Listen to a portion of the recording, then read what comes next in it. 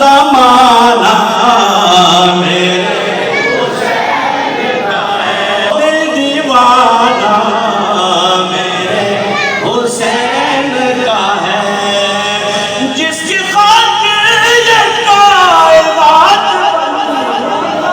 ایسا نانا میرے حسین کا ہے، ہر زمانہ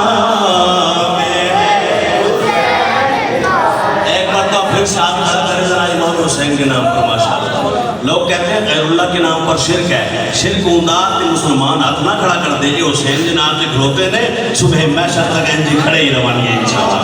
بولو ہر زمانہ میرے حسین کا ہے۔ ہوا کچھ یہ کہ حضرت مولا علی کرم اللہ تعالیٰ وجہہ الکریم کے خلاف ہوتا ہے، اور یہاں بہت سارے معاملات مسائل ہیں، اور یہاں حضرت امیر معاویہ رضی اللہ تعالیٰ عنہ سے بھی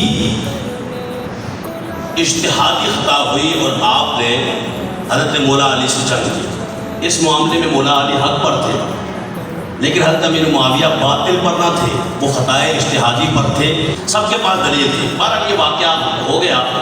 مولا علی کرم اللہ تعالیٰ وجہہ الکریم جب اس دنیا سے تشریف لے گئے، ظاہری پردہ فرمایا، انتقال فرما گئے، شہید ہو گئے جب، اس وقت امام حسن جو 5ویں خلیفہ بھی ہیں، مولا علی کی خلافت بھی سنبھالی ہوئی ہے، آپ رضی اللہ تعالیٰ عنہ نے صلح کی۔ امام حسن رضی اللہ تعالیٰ عنہ کی یہ صلح بخاری شریف میں موجود ہے۔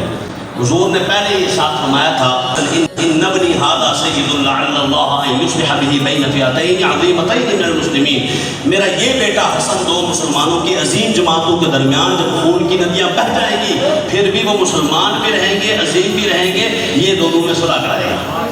یہاں ان کا نام ہے، حدیث عمار میں ان کا نام نہیں ہے۔ جب یہ واقعہ ہو گیا اور حضرت امام حسن نے صلح فرمائی، لوگ کہتے ہیں وہ تو صلح اس لیے تھی تاکہ فساد نہ ہو۔ میں نے کہا آج آپ صلح اس لیے نہیں کرتے تاکہ فساد ہو، تو کس کے ساتھ؟ سبحان اللہ اونچی کرو، سنیو کیوں ہے؟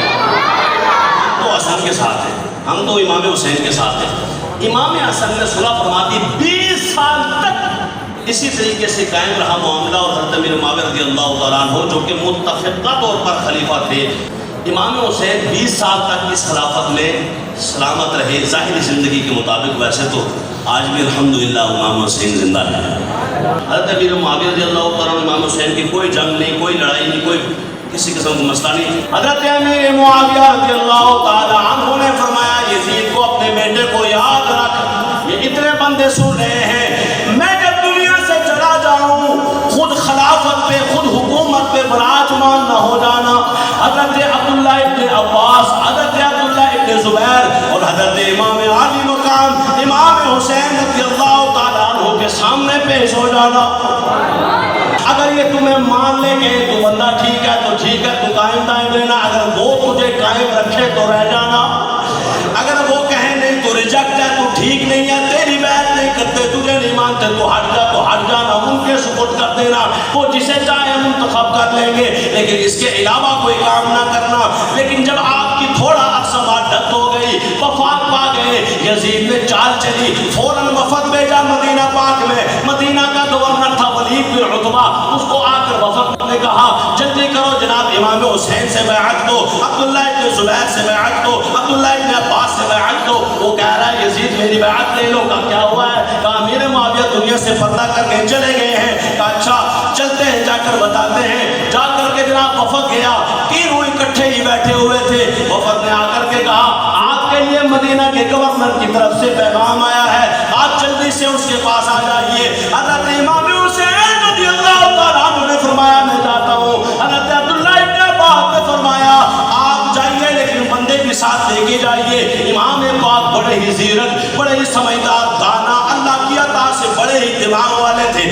آپ نے فرمایا مجھے لگتا ہے حضرت امیر معاویہ کا دنیا سے پردہ کر گئے ہیں، یزید بیعت لینا چاہتا ہے۔ آپ تشریف لے گئے۔ ولید بن عتبہ کیا مسئلہ ہے؟ کہنے لگا ادھر سے پیغام آیا ہے، جلدی جلدی بیعت کر لو یزید کے ہاتھ پر۔ حضرت امام پاک نے فرمایا اور میں چھپ کے بیعت کرنے والا نہیں ہوں۔ بڑے بڑے اجلہ جتنے بھی لوگ ہیں، تابعین، صحابہ، وہ سب کو بلاؤ، سب کی رائے سے پھر حسین مان گیا تو تم کیوں نہیں مانتے ہو؟ چھپ کر بیعت کرنے والا حسین نہیں۔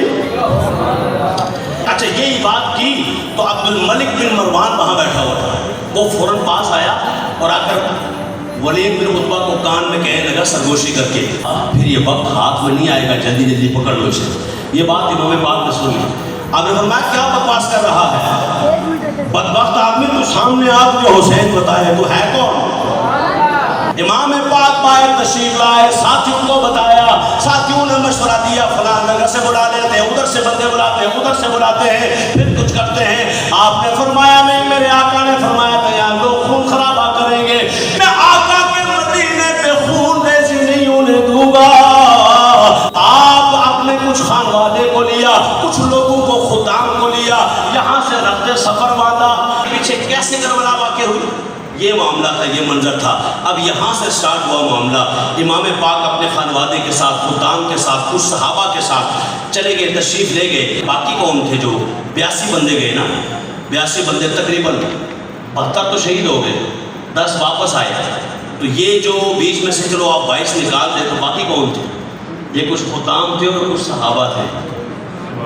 نہیں سبحان اللہ علی گڑھ کی دیتا۔ آخری مرتبہ مزار پاک پر حاضری دے کر رو رو کے التجائے، اور میں کہ تسی بھی جناب مزارہ تے جا دیا سی کہہ جائے پاس ہو جائیے، اے مشکل پریشانی ٹل جائے، صدقے جائے امام پاک کے، آپ نے مشکل ٹالنے کے لیے حاضری نہیں دی، آپ نے اس لیے حاضری دی یا رسول اللہ کرم کرنا، دعا کرنا، حسین کربلا میں کٹ جائے مگر صبر کا دامن نہ چھوٹے،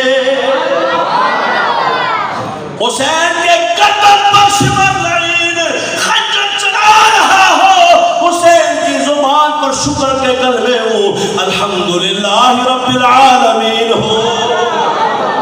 یہ کوئی زندگی ہے بندہ ڈر ڈر کے مر جائے؟ بندہ مرے تو مصطفیٰ کی ناموس پہ مرے، مصطفیٰ کے نواسوں کے ناموس پہ مرے، امام حسین کا بن کر حسینی بن کر مرے۔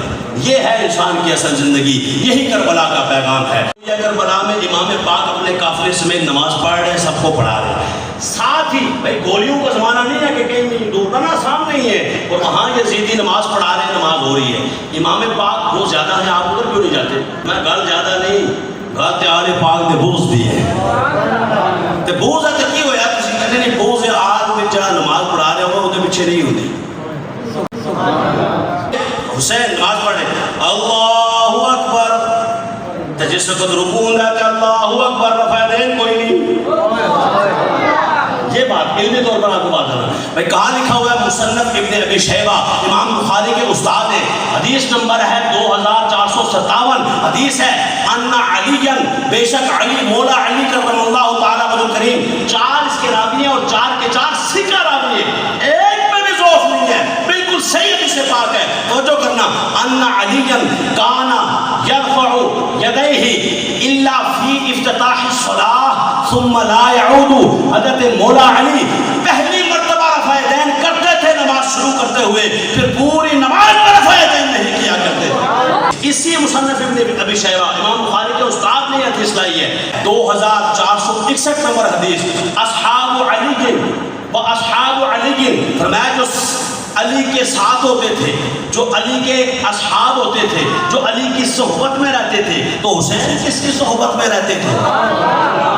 یہ حدیث واصحاب علی، علی کی صحبت میں جو رہتے تھے یعنی امام حسین اور دیگر سارے کے سارے، فرمایا لا يرفعون ایدیہم، لا يرفعون ایدیہم الا فی افتتاح الصلاۃ، قال وقیع ثم لا يعود، فرمایا وہ سارے کے سارے امام حسین سمیت پہلی مرتبہ رفع دین کرتے تھے، پھر پوری نماز میں رفع دین نہیں کیا کرتے تھے۔